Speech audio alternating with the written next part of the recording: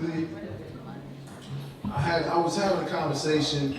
It's like a kind of a conversation that always happens between some friends of mine, male and female, and it kind of came up. The conversation, it came up in the conversation, and it really happened when I was single, more so a couple years ago. That the conversation came up. Was there any? What happened? Was there any? Was there any? As far as the ratio, I guess the ratio of females to male, as far as the dating scene, and the conversation came up among my friends. Was there any? Was there enough black professional males for the female population? And this in general, but more specifically in particular in Louisville. And it always came up. And I wanted to expand on the conversation, expound on it with some, I guess, group participation, if possible, Felicia. Some group participation. Oh God. Want to just, have a conversation, a conversation. If if you want to get involved in it, that's fine. But basically, it stemmed from, I guess, a couple of situations where was it a numbers game? Is it simply a numbers game with more women than men a lot of times? I know, like in college and things like that, it's a lot more women than men. And a lot of times people complain, well, I've heard my single friends who are female complain that men have more options and they're less likely to settle down and have maybe multiple girlfriends.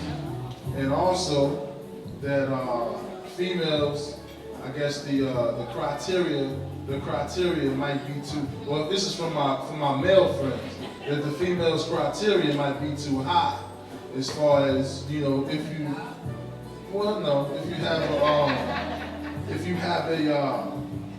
you have female, was more females going to school, more female. I don't know if it's more female professionals, but a lot more females are making more money than their male counterparts.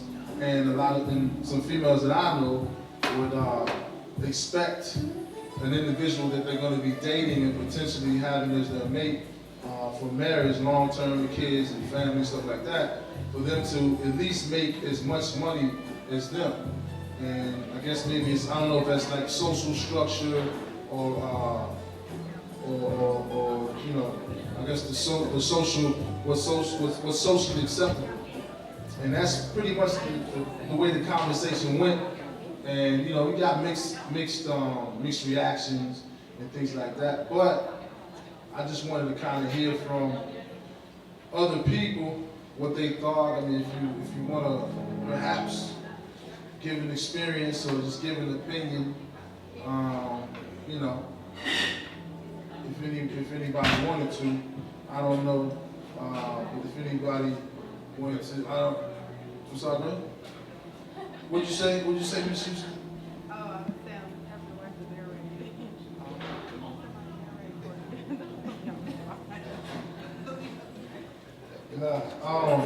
And because I mean, I guess it's a fact, right? You have a lot of single people, and I don't know if the pressure is on or not, more so for males than females, as far as marriage and things like that.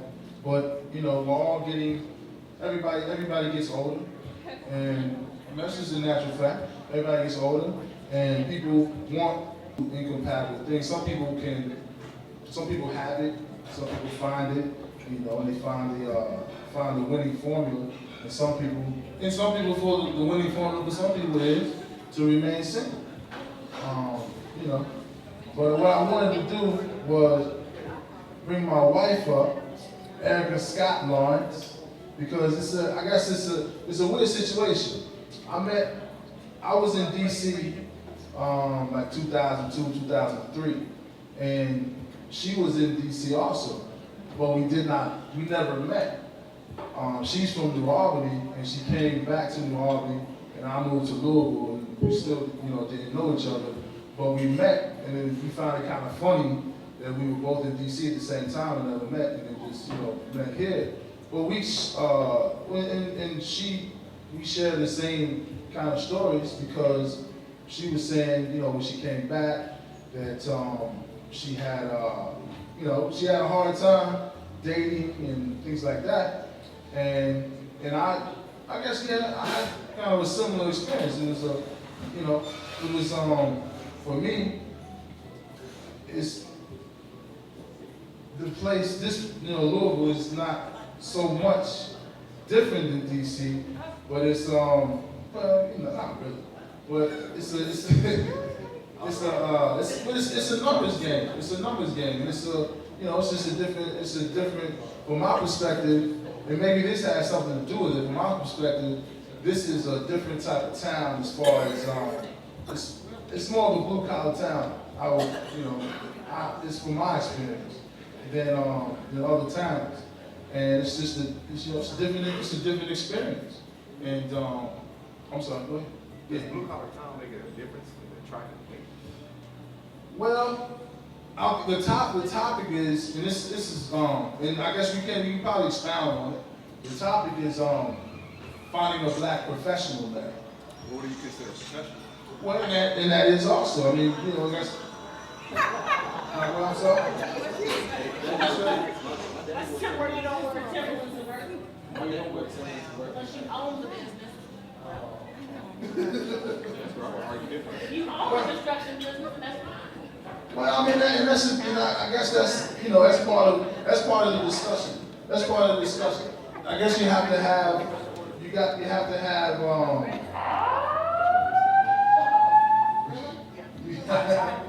have where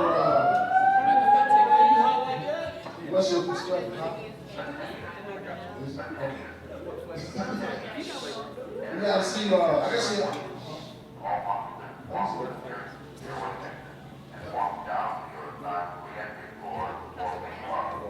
yeah, he says right.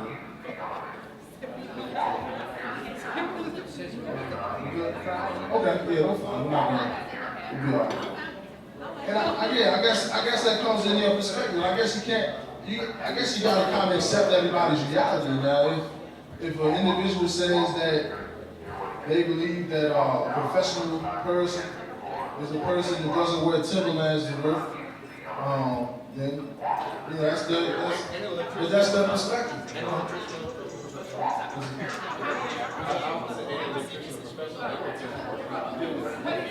He said, what's your name?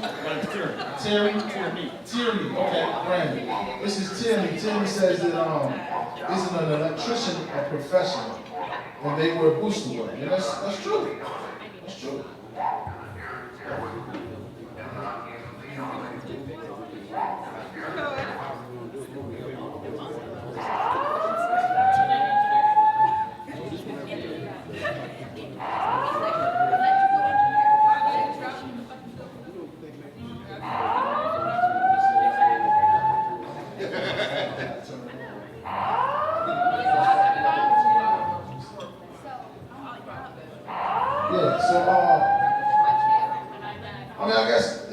That's important,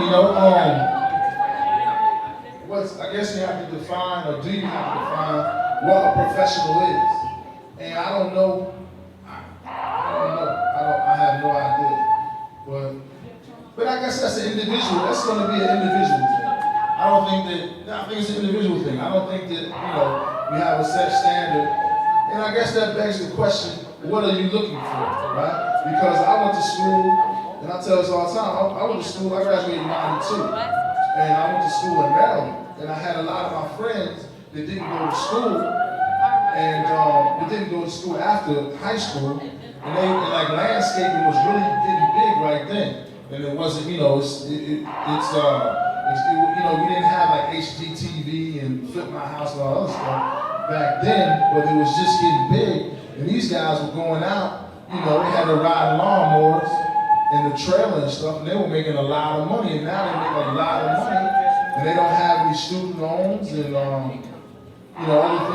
things to pay that I have to pay, and other professionals say that they have. I mean, they make a whole lot of money. They've made a life, a profession, and everything, and it's expanded. So I guess, I don't know if you can really say, in my perspective, I don't know if you can categorize profession, you know, by, I guess, how you dress when you go to work. I think that may be what Tierney was saying. You can't really categorize if somebody wears some boots when they go to work, if you're a professional now.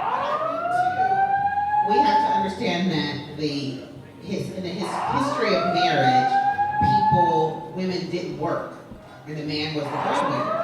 And so now, today, you have women who do work, but women still expect the man to earn more money because now they're working, whereas before, women, now for African American women, we may have worked in somebody else's home, we may have done laundry, but we may have done something because we had to do something to contribute financially to the household. But historically, women were not working at all. So now, the trajectory has changed because women are working and women are making good money in their jobs. They're professional people and they're making good money. And so now they feel as though they should be able to attract a mate who makes more than them because they're bringing home earnings, whereas they may not have been bringing home those sorts of earnings decades ago. Yeah, I don't think this is it's not a new argument, right? I'm talking like Anthony Smith now. It's not a new argument, right? But because I remember reading an article back in like 2000, I think it was maybe Life or People magazine, and it had this in there. It had like a couple CEOs, black female CEOs, and I don't know if people might remember it, but they were saying it's hard for them to find a compatible mate. And you know, somebody's in the article said, yeah, it's gonna be hard for you to find. It's hard for you to find, if you're the leader of a Fortune 500 company, it's only 497 other people you can choose from. And they're mostly old white guys. So, you know, I guess, you know, I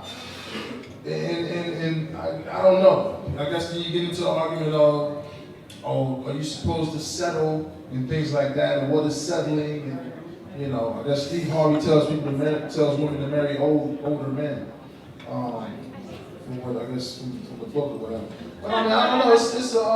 I guess it's a struggle that single people go through. That people, it just happens. And I don't know if anybody else has any other perspective or anything. But do you have any perspective? Jessica Green? No perspective? Did any married person have any perspective? Was it hard for a married person, Brother Muhammad? Was it hard for you as far as what's compatible? And as far as compatibility, did money fall into the equation?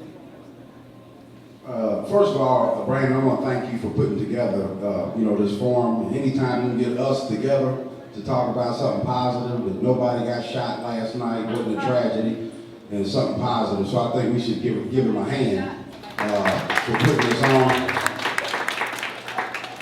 But I've been married 18 years, celebrated my 18th wedding anniversary last month. And, marriage is a struggle. And the way we chose to do it, my wife stayed at home. She works now part-time. But I think love has to be at the center of it. But to me, marriage is about mutual respect. You know, you have to respect your mate, and she has to respect you. And then you have to be clear on the roles in the relationship, because what I found in counseling and talking to folks in my ministry is that there's a power struggle in the house, black folks, and y'all can say amen to that if you want to, but it's an argument, it's a fight to see who's in charge.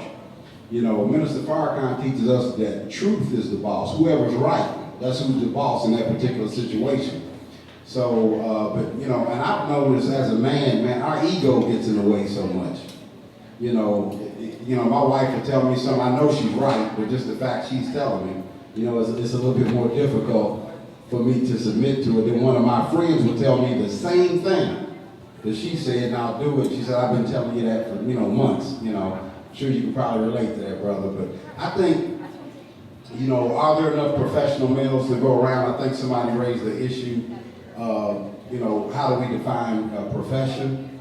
You know, I think it's more about character, you know, because what I find, like a lot of times, sometimes educated professional men, we just have more polished BS, you know, and we have more educated game, you know, where, you know, if a man is cheating and he's broke, then he's cheating in his car, but a man who got some money is cheating, he's cheating at the Marriott downtown, but he's still a cheater, you know, so to me it's about character, you know, and we all have to just work on our character, both men and women, and I saw something, they said that in 50% of the divorces filed last year, it had the words Facebook in the filing, so I end on that.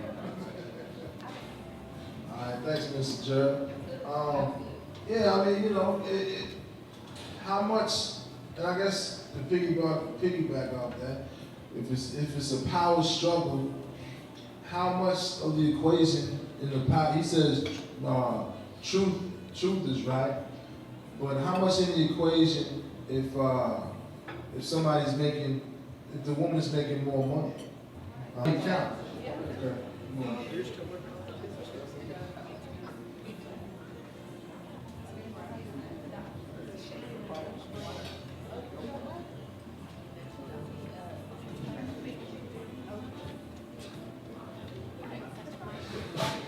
Hi, my name is Ricky Murphy. I go by DJ Slick. I DJ. I got a t-shirt company, and I'm also a school teacher. My wife is a nurse. She makes more money than me, and all that. Just because she makes more money, she takes over more responsibility of the bills. It's only right. If I only bring a small portion to the table, she brings more to the table, then we kind of have to even that out. As long as our expectations are out there, everybody knows what we're going to do, then it's no problem. I have no problem telling people that she makes more money than me. It doesn't bother me. Some men can't take that, but it doesn't bother me at all. So, you know, we knew that going in, that she was going to make more money. We met in college, so I knew from the beginning that she was going to make more money than me. And we dealt with that, and we put that out in the open, and it's always been something that we know, so it's not an embarrassing thing. So it doesn't matter either way, in my eyes, but some men can't take it, like I said. All right, thanks, Luke. Respect.